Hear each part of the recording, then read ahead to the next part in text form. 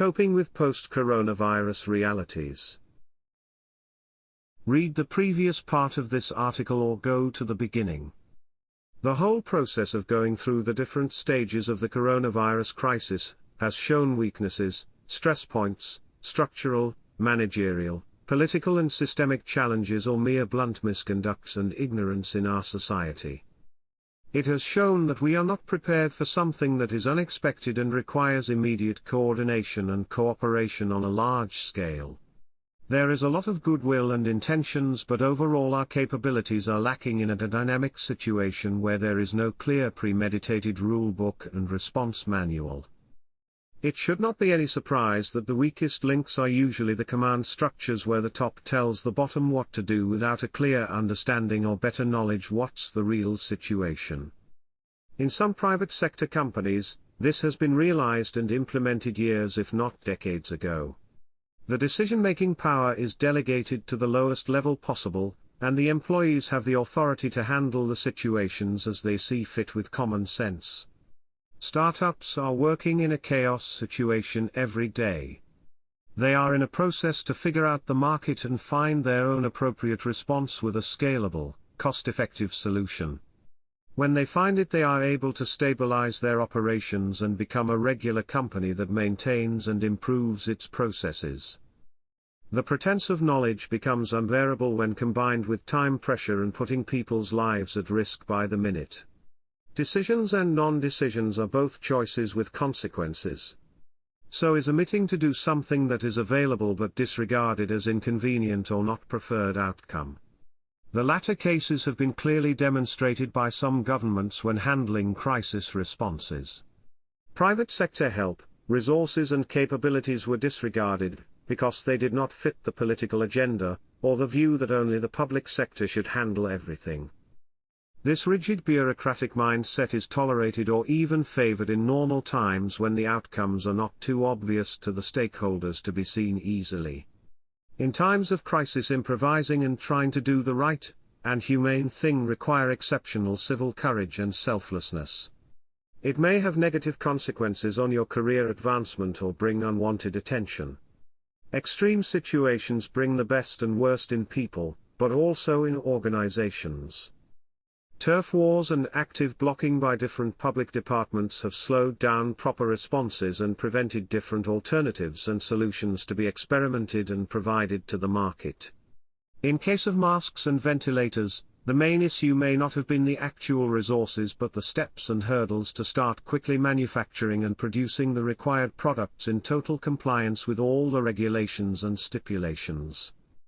No company is willing to go through long and uncertain processes that are dependent on bureaucratic approvals and processing times that are in normal times months if not years, and the outcome, after all, may still be simple on/off decision without iterations or adjustments to get everything right before getting any revenues or certainty that the market is still there with enough demand to justify the whole exercise. Mark Andreessen addressed this issue with his timely article "It's Time to Build" some weeks ago.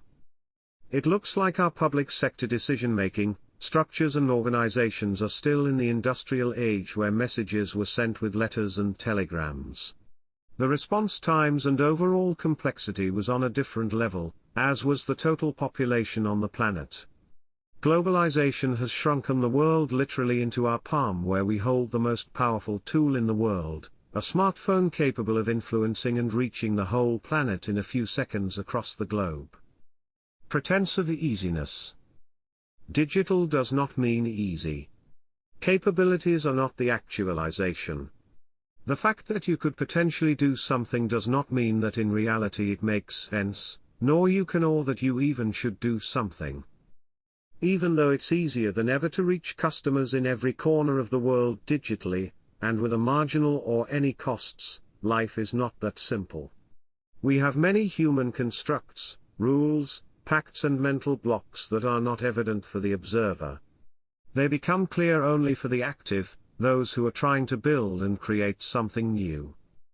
The most profound experience you can have is to look Earth from space and see that there are no borders and there's only a tiny shell protecting all life called atmosphere in the middle of dark vast space. At least, This is what many people say who have had the privilege to travel to orbit or even further in space. This perspective is easy to miss when you're stuck to your close quarters or familiar neighborhood. Local legislation, nationalism and protectionism add hurdles in every nation-state, and in a different level and manner. This is complex in domestic level, but try to do that on an international scale. It becomes practically impossible or extremely expensive trying to be compliant and aware of all the quirks and oddities of local lawmakers and regulators when all you have is a smartphone in your pocket, and the potential to do something. Think about a young student, pensioner or bright kid in a developing world. The rules are the same for them and the multinational corporations. Digitalization does not solve this issue. It is a public policy issue. Modern-day piracy started to raise headlines this year, and EU nation-states and other governments carried it out worldwide.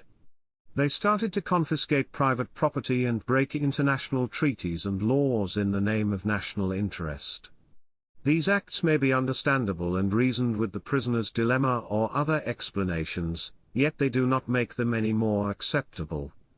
Sub-optimization and short-termism can be politically the right move, but it hurts us all together and makes everyone worse off in the big picture and in the longer term, in the planetary scale. For example, viruses are dumb, or smart, enough to ignore national borders, red tape and tariffs. They can roam freely across the globe and cause havoc thanks to lack of coordination and cooperation from their hosts. If your international partners cannot trust you anymore in time of crisis, how do you think they are going to react in the future? We already have rogue states that are bad actors in the global arena, causing active harm and practicing double standards in normal times. Now, it seems that a rational approach may be to consider every nation-state and bureaucracy as a possibly harmful and self-interested party that is protecting their own interest at the cost of individuals and the people they are supposed to serve and protect. Ignorance is not a very convincing defense, and it does not help bring us any close to any real solutions either. Of course, this is nothing new. See for example public choice theory. If you were to follow and believe your National Health Organization, you were playing catch-up game ever since the coronavirus first appeared in China.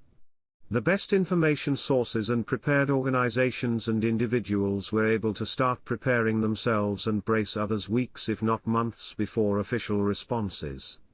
The information was there for anybody to find and use.